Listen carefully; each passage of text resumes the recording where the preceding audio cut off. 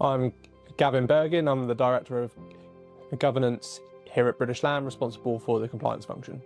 So our process originally was quite a manual process and took quite a lot of time to get information off of the company registries and information that is quite easily publicly available, but it takes quite a long time to get. Since adopting Strise, our processes are a lot quicker. It's so much easier to get to kind of 80% of the picture, and in a lot of cases you get straight into the answer really, really quickly within a couple of minutes. So it has revolutionised our approach to KYC.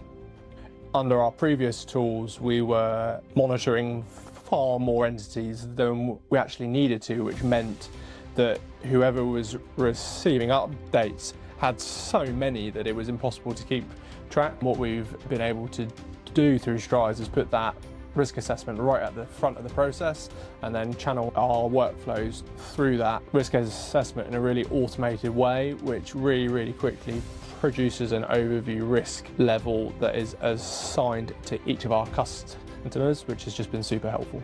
We had some really natural presentations, we got to know the team pretty well, and we just had really open conversations about our needs and what Strise was able to do to meet them. And we went from agreeing to going live in like a few days.